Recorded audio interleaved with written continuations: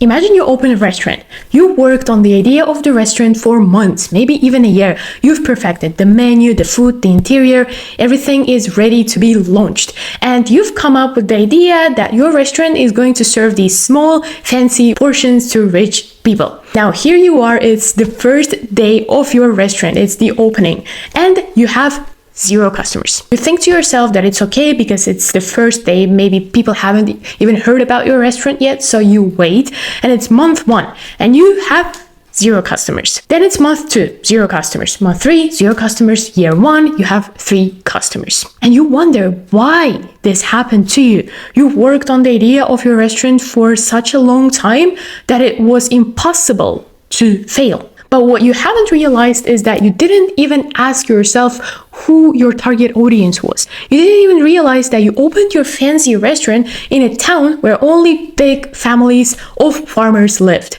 The families that usually go to restaurants that are affordable and that serve big portions. But because you didn't even ask where the demand was, you just thought that your idea was cool because it was cool for you. Unfortunately, that's exactly what happens to most of us teachers who try to sell our courses. And that's exactly what happened to me 3 years ago. 3 years ago, I had 400,000 followers on my Instagram page. I never did any kind of courses. So I came up with the idea that I was going to launch my first ever course. I didn't know what course specifically to design because I had too many ideas. So I decided to look at what other teachers were doing. I looked at those teachers on Instagram. I realized that 90% of them were doing speaking courses. So I was going to do the speaking course as well because, well, most of them were doing speaking courses. So there must have been some demand. As for the pricing, I didn't know how to price my course. So again, I looked at what other teachers were doing and took the average pricing for my course. But in my course, I wasn't only going to do the speaking one, I was also going to add the focus on pronunciation because at that time I really loved teaching pronunciation. So because I loved teaching pronunciation, I thought that my students would love it as well. I didn't even think that I wasn't even making any speaking videos at that time. Mainly my videos were about grammar, vocabulary, sometimes even IELTS, and maybe 5% of my videos were about speaking. But even though that was the fact, I really neglected it and decided to go with speaking. I have honestly spent 2 months and a lot of money on the website, a lot of time on, well, creating the whole idea. And then when the time came to launch it, I ended up selling to 20 people.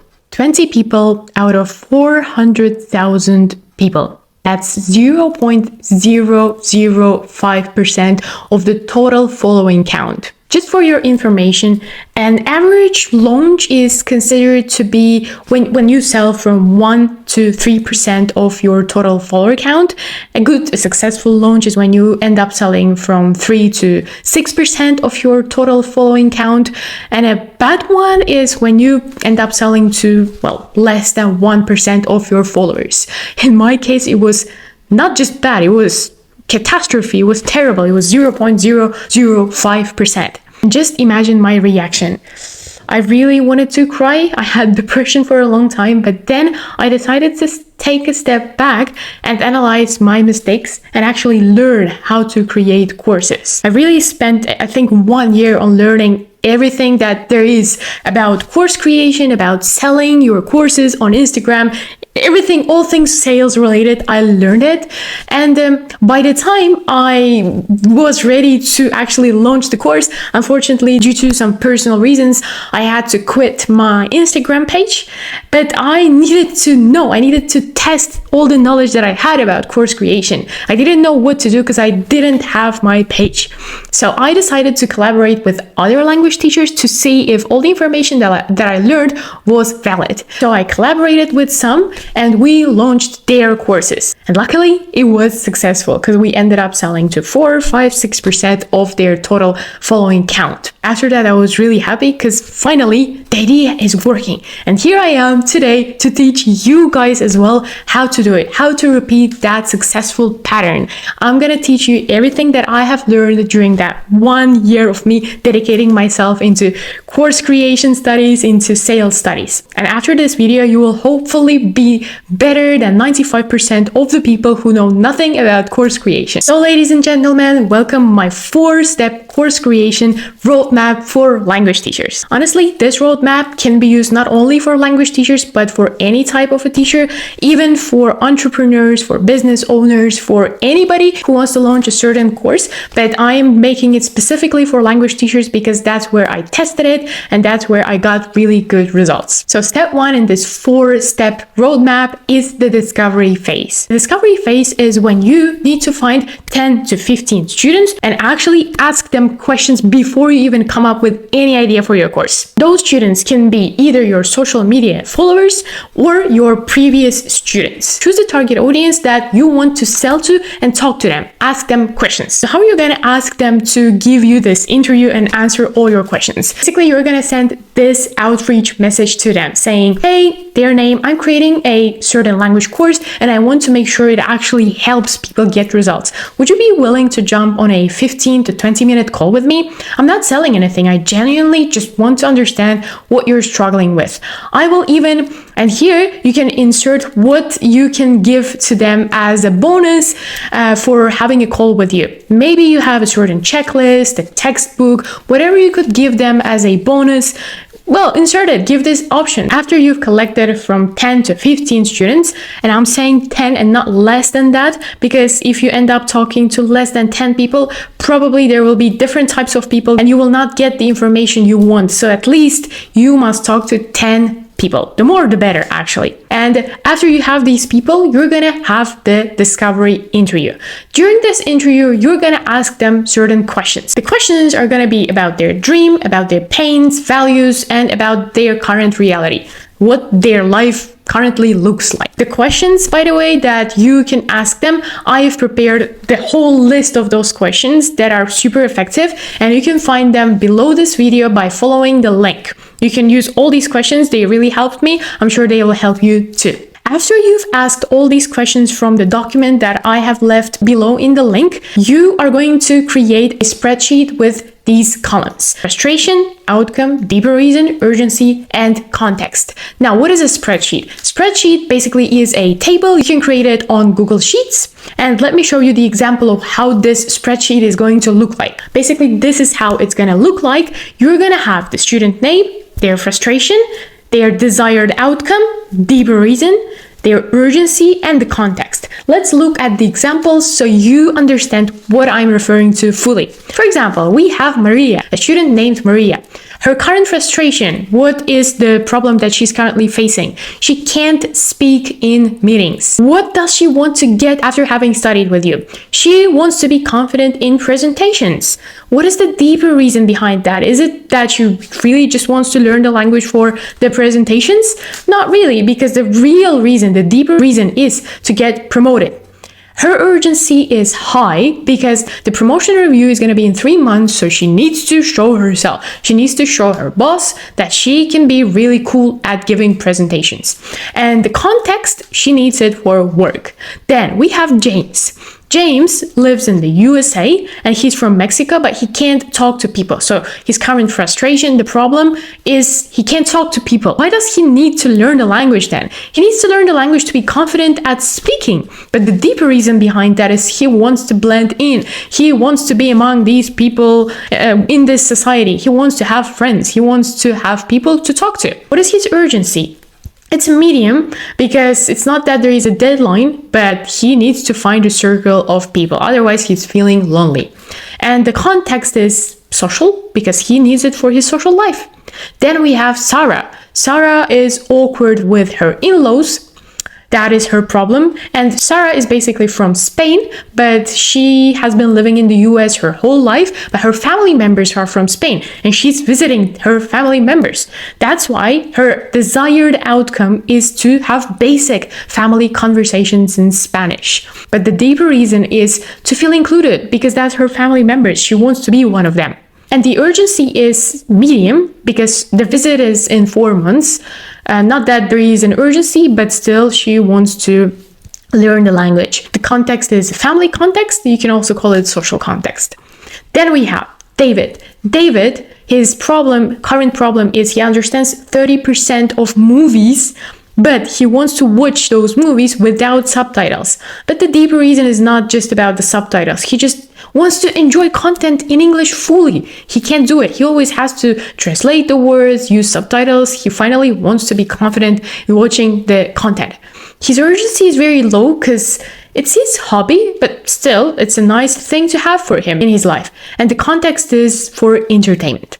You should have the same table with the same columns. Everything should be as detailed as possible. Now, after you have this table, what you're gonna do is look for the patterns. First, are most people seeking the same transformation? So you're gonna look at the table and see, are there people who want the same change in their language, in learning the language? Let's go back to the table and see. For example, we have James who wants to learn the language for the social context because he wants to be able to talk to the people in the US. We have Sarah who, wants to, let's say, learn, Spanish, but let's say it's English because you're an English teacher. She wants to learn English for the family context because she wants to be able to speak to her family members. Both of them want it for the social context, to be able to talk to people. This is the same transformation. They want to become confident in speaking. Maria's transformation, her desired outcome is very similar to James's and Sarah's because she also wants to be confident in speaking. Presentations equal speaking. The second pattern question that you're going to ask yourself is, are there 2 to 3 distinct transformations? The ones that are, not similar at all.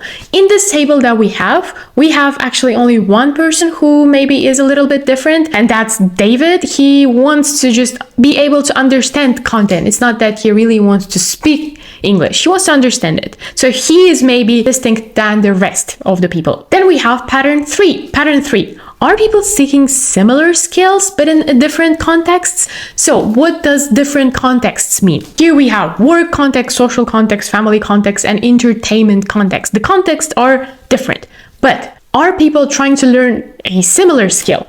And in our case, yes, 3 of those people want to learn a similar skill, even though one of them wants to learn English and be able to speak English for work purposes, the other for social, and the other for family, which is similar to social. They all want to learn how to speak. The skill is the same, even though the context is different. And then we have pattern 4, the last one. Is there one emotional need across different contexts? And there is one emotional need, which is confidence. Actually, all of them want to get confidence in speech.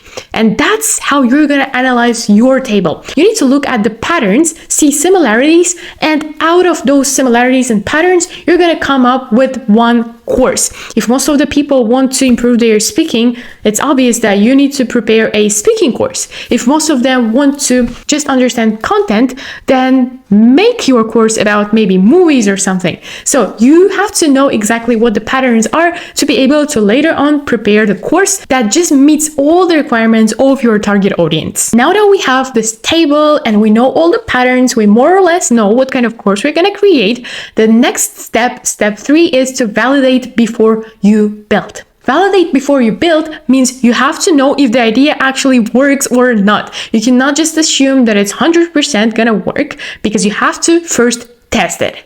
Why do we have to test if the idea works or not? Because first, if you test the idea before you even build the whole thing, you're gonna get paid while creating. You're not gonna end up creating the whole thing, and at the end, when you are at the phase of selling it, nobody sells it. So you first sell and then you create. I'm gonna talk about it later.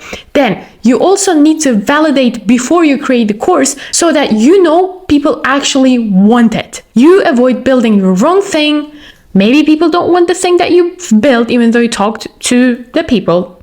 And students get better results if you test your idea before even building the whole thing. Before you build the whole course, you have to create minimum viable offer. What's MVO, or minimum viable offer? Minimum viable offer is the offer that has the structure. So your course basically that has the structure and the topics that you will be teaching, but you haven't recorded the whole thing yet. You haven't built the whole course. You just have the skeleton for the course. How can you create this minimum viable offer? First, you have to identify what the clear transformation promises. You have to know your students' current frustration. What are they struggling with currently? Then you have to come up with the desired outcome. What are they going to achieve after they have completed your course. So you have to know from and 2 points. And then you have to know the time frame. In what timeline are they gonna achieve this whole thing with your course? Let's see the example. We have from hesitant and anxious to confidently speaking English in work meetings, specifically, in 8 weeks. So you have to have the timeline so students don't have to guess how long it's gonna take them to complete the whole thing.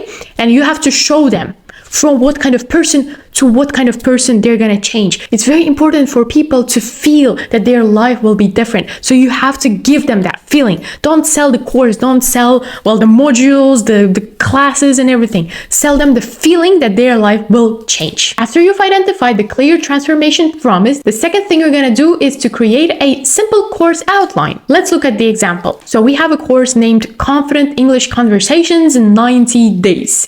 You have to know exactly what your students are gonna do during this 90-day period.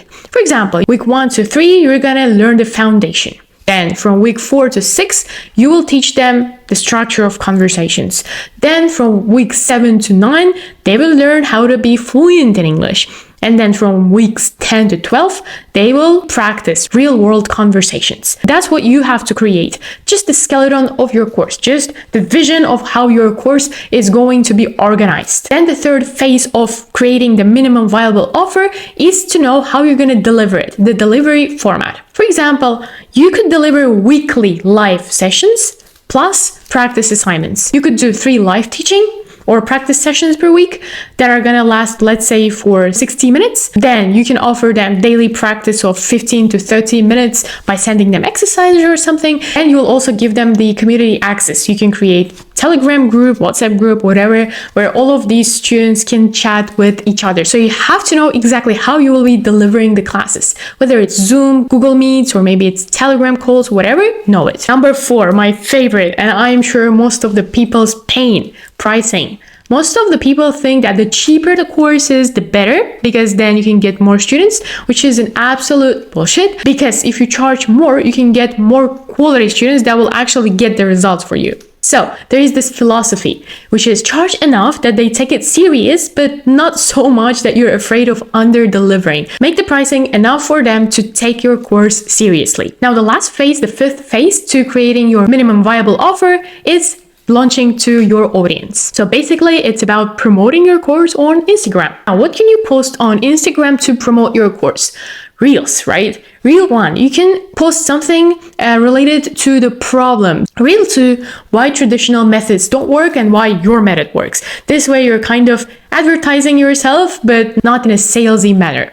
Reel 3, the solution, give some solutions, videos about solutions of how a certain skill can be learned in a faster way, let's say. Reel 4, social proof or case studies. So post, if you have previous students, post testimonials of how your courses helped other students. And Reel 5, let people know that your course is not forever open, that it closes, for example, in 48 hours or in 24 hours. Push people. Give this urgency. Now, I know some of you watching me might think, well, I don't really have an audience, so what can I do? I have a solution for you too. Post in relevant groups. For example, there are Facebook groups, Telegram groups, even WhatsApp groups. You can post in these groups offering your courses, right? You can also reach out personally to the people you've interviewed.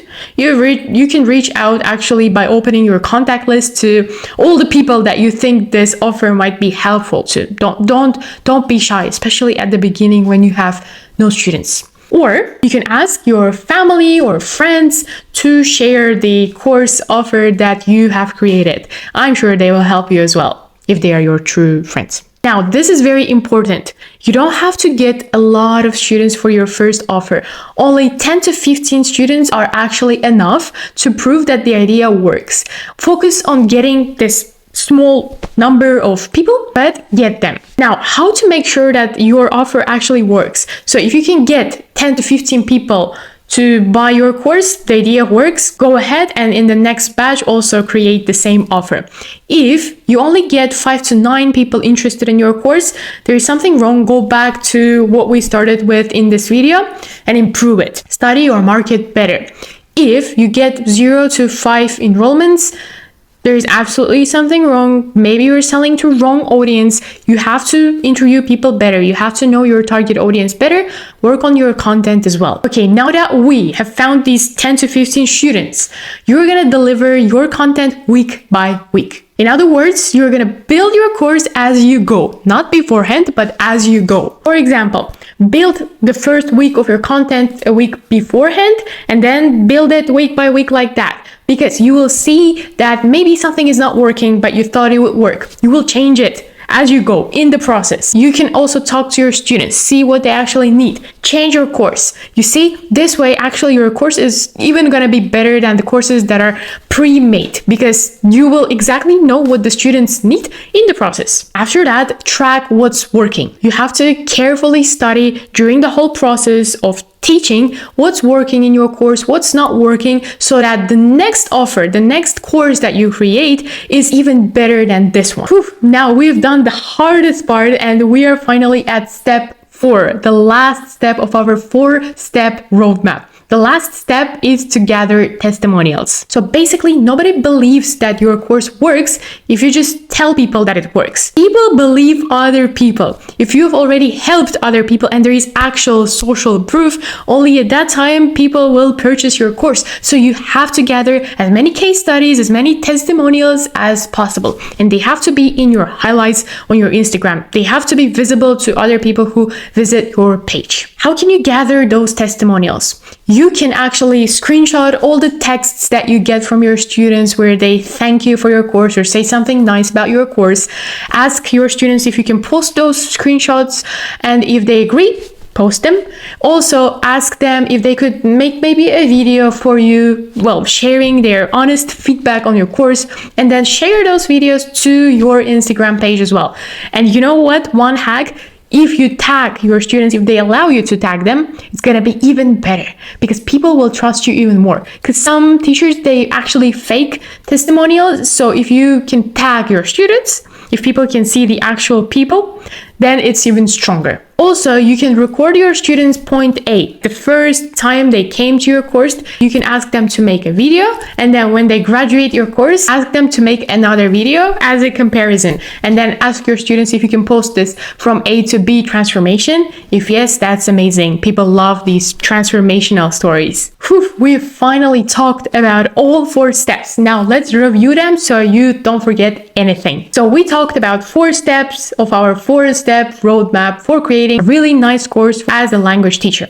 Step 1 was the discovery phase. It's where you are supposed to find from 10 to 15 students or social media followers and ask them questions. Again, the questions, you can find them under this video in the link below. Step 2 is to look for patterns. After you've talked to all these interviewees, you're gonna create a spreadsheet, make a table, and look at what people have in common and what kind of contrasting things they have. Step 3, after you've looked for the patterns, is gonna be to validate your idea before you build it. See if the idea works. Don't build the whole course. And the last step is the testimonial phase. It's when you gather all the case studies, all the testimonials, everything your students have shared about you as feedback. This is it, guys. We are done. I hope this was a really useful video for you, and I'm looking forward to you implementing all these strategies, all this information for your course. Let me know how it goes. You can always contact me on Instagram.